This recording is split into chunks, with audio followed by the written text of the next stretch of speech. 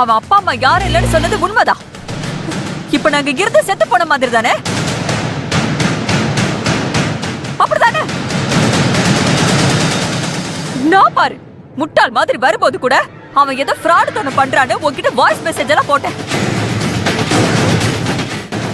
ஆனா நீயும் இது எல்லாத்துக்கும் உடந்தையா இருக்கேன்னு தெரிஞ்சதும் சத்தியமா என் இதயமே நின்னு போச்சு. நீ அவனுக்கு கல்யாணம் ஆனதை விட நீ என்கிட்ட போய் சொல்லிருக்கேங்கிறதுதான் என்னால தாங்க முடியல. தப்பு பண்ணது என்னமோ அவன்தான். ஆனா எனக்கு போ மேலதான் கோவமா வருது. உன்னை அந்த அளவுக்கு நம்பி தொலைச்சிட்டேன். அம்மா, நீ ஆத்திரம் தீர என்ன திட்டு அடி. நான் பண்ணது தப்புதான், என்ன மன்னிச்சிருமா. நம்ம கல்யாணம் தான் அனாதை மாதிரி யாரோட ஆசீர்வாதமும் இல்லாம நடந்துச்சு. ஆனா நம்ம பிள்ளைங்களோட கல்யாணம் ஊர் உலகமே பாக்குற மாதிரி சொந்த பந்தத்தை எல்லாம் கூட்டு பெரியவங்களோட ஆசீர்வாதத்தோட நடக்கணும்னு எத்தனை தடவை உங்க அப்பா சொல்லிருப்பாரு தெரியுமா? உனக்கு எங்களை நீ மதிச்சிருந்தா இப்படி ஒரு காரியத்தை பண்ணிருப்பியா? மா ப்ளீஸ் மா, அப்படியெல்லாம் பேசாத. எனக்கு நீயும் அப்பாவும் தான் முதல்ல. நான் எப்படி உங்களை ஏமாத்தி தெரியாம கல்யாணத்தை நடத்தணும்னு நினைப்பேன்? அதான் பண்ணிட்டீங்களே. அருண் ஏதோ பணத்துக்காக தான் யாரையோ ஏமாத்துறா போல இருக்கு. நம்ம அத பார்த்து பேசி சரி பண்ணலாம் நினைச்சுதான் அவனை ஃபாலோ பண்ணி வந்தேன்டி. ஆனா எங்க வந்து நடக்கிறதெல்லாம் பார்த்தா ஏமாந்தது நான் தான். அவன் கல்யாணம் நின்னு போச்சுன்னு உங்க அப்பா இப்ப வரைக்கும் மனசு வருத்தப்பட்டு இருக்காரு. இந்த விஷயம் மட்டும் அவருக்கு தெரிஞ்சதுன்னா அவ்வளவுதான். இவனுக்கு கல்யாணம் நடந்து அதுல பிரச்சனையாகி இப்ப டிவோர்ஸ் வரைக்கும் வந்திருக்கு. இது எல்லாமே உனக்கு தெரிஞ்சுதான் நடந்திருக்கு. நீயும் அவன் கூட சேர்ந்து எல்லாத்தையும் மறைச்சிருக்க. உன்னால எப்படி எல்லாத்தையும் மறைக்க முடிஞ்சது, பொய் சொல்ல முடிஞ்சது? இப்ப வரைக்கும் என்னால நம்பவே முடியலடி. எவ்வளவு ஏமாத்து வேலை.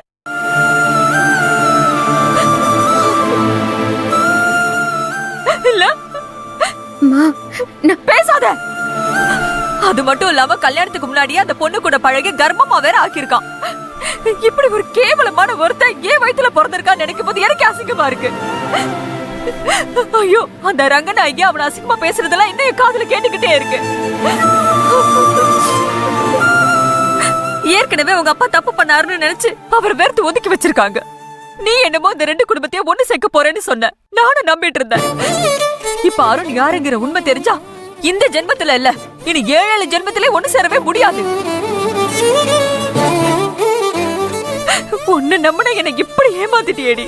மா, தயவு செஞ்சு நான் சொல்றத கேளுமா. நான் எதையும் உன்கிட்டயோ அப்பா கிட்டயோ மறைக்கணும்னு நினைக்கல. இதெல்லாம் உங்ககிட்ட சொல்றதுக்கே எனக்கு தைரியம் இல்லம்மா. ஆரம்பத்துல இருந்தே அருண் அந்த வீட்டு பக்கமே வரக்கூட விடாம நான் தடுத்துட்டு தான் இருந்தேன்.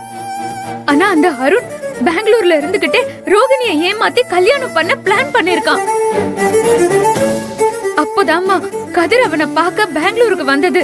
நான் அவரை தப்பா புரிஞ்சுக்கிட்டு அதனால பிரச்சனையாகி கதிர் போலீஸ் ஸ்டேஷனுக்கு போனது. கதிர் அப்பாவை பார்த்து பிரச்சனையானதுன்னு இது எல்லாத்துக்கும் காரணம் அருண் தான். ஆனா விதி திரும்பவும் அவன் ஃப்ரெண்டு மகேஷ் ரூபத்துல ரோகிணி அவன் கூட சேர்த்து வச்சிருச்சு. அந்த மகேஷுக்கு பார்த்த பொண்ணுதான் ரோகிணிமா.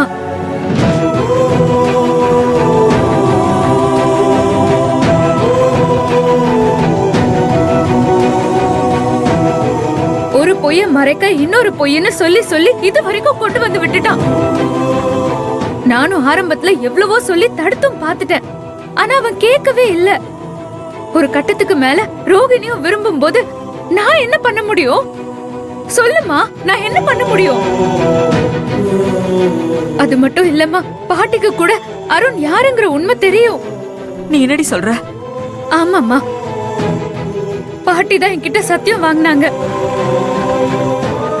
அருணை பத்தி வெளியே சொல்லவோ இல்ல அருண் ரோகிணி கல்யாணத்தை தடுக்கவோ கூடாதுன்னு சொன்னாங்க. அப்புறம் வேற வழி இல்லாம நானும் பாட்டிக்கு பண்ணி கொடுத்த சத்தியத்துக்காக உன்கிட்ட கூட சொல்ல முடியலம்மா. ஒரு கட்டத்துக்கு மேல அவனுக்கே இது தாத்தா குடும்பம் தான்னு தெரியாம பாத்துக்கிறதுக்கே பெரிய போராட்டம் ஆயிடுச்சு.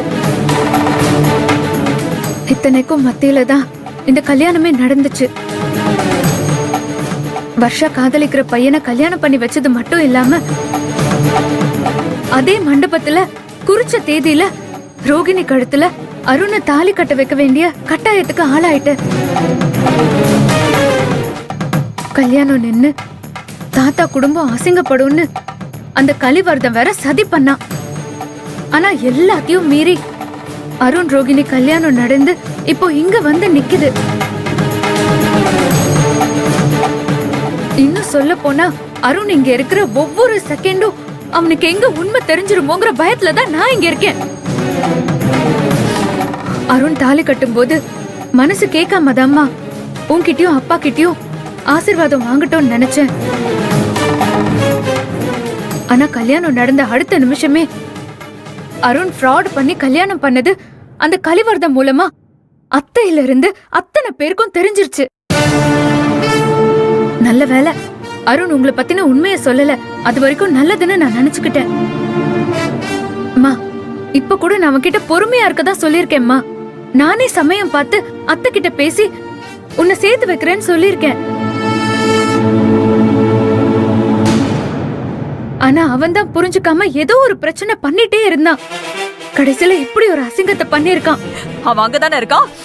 இன்னையோட எனக்கு ஒரு பிள்ளைய இல்லைன்னு அவனை தலை முழுகிற பாரு. அம்மா வேண்டாம்மா, சொல்றத கேளு. அம்மா போனை கட் பண்ணுமா, சொல்றத கேளுமா. அம்மா வேண்டாம்மா,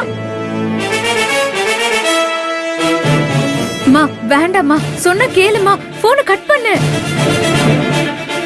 அம்மா தயவு செஞ்சு போனை கட் பண்ணு. எதுக்கடி போனை கட் பண்ணணும்? எத்தனை ஃப்ராட் தான பண்ணிருக்கான் அவனை விட சொல்றியா? எனக்கு அவன் மேல இருக்கிற கோவத்துக்கு இப்ப மட்டும் அவன் நேர்ல இருந்தானா அவன் போய் சொல்லுவா எப்படி கிழிச்சு விட்டுருப்ப. என்ன மாதிரி ஒரு அசிங்கத்தை பண்ணிருக்கான். ப்ளீஸ்மா கொஞ்சம் பொறுமையா நான் சொல்றத கேளு. நீ கொஞ்சம் பேசாம ரெடி.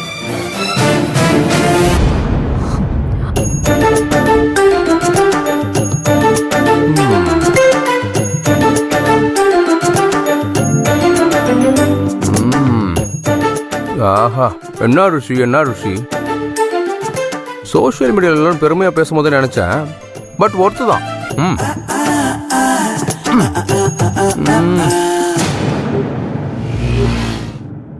ப்ளீஸ்மா.